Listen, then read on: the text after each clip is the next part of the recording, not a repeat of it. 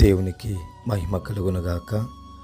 ఈ దినం దేవుని వాక్యం, నీ భారము యెహోవా మీద మోపుము, ఆయనే నిన్ను ఆదుకొనును. గమనించినట్లయితే కనుక దేవుడు సెలవిస్తున్నాడు, నీ భారాన్ని నా మీద మోపని ఆయన సెలవిస్తున్నాడు.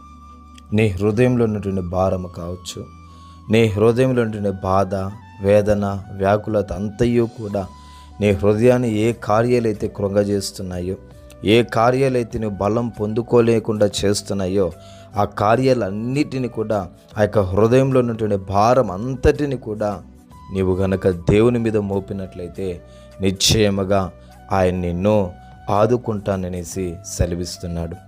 యెహోషాపాతు రాజు చుట్టూ విస్తారమైన శత్రువులు వచ్చారు యుద్ధం చేసేదానికి.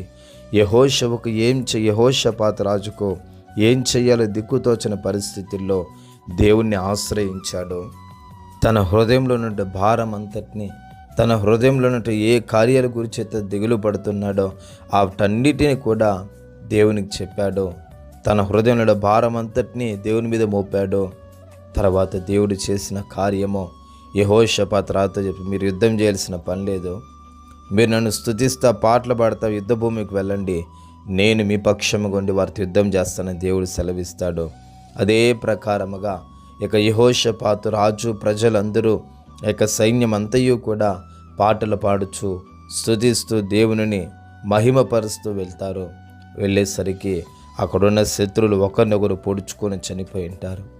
గమనించండి ప్రియమైన దేవుని జనాంగమా, ఇటువంటి కార్యం ఎలాగ జరుగుతుంది? కేవలము యెహోషాపాతు రాజు తన హృదయంలో ఉన్న భారం అంతటిని కూడా దేవుని మీద మోపాడు కాబట్టే దేవుడు ఆ యొక్క భారం అంతటినీ తేలిక చేసి అతనికి జయమును అనుగ్రహించాడు.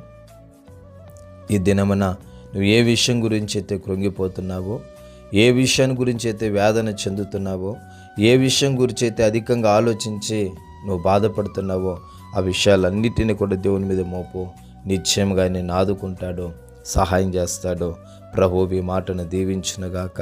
సర్వశక్తిమంతుడా, మీకు వందనములు, స్తోత్రాలు చెల్లిస్తున్నాం. ఆయన మీ మాటలు బట్టి మమ్మల్ని దీవించి ఆశీర్వదించండి. యేసు నామంలో అడిగి పొందుకొని ఉన్నాము పవిత్ర తండ్రి. ఆమేన్, ఆమేన్.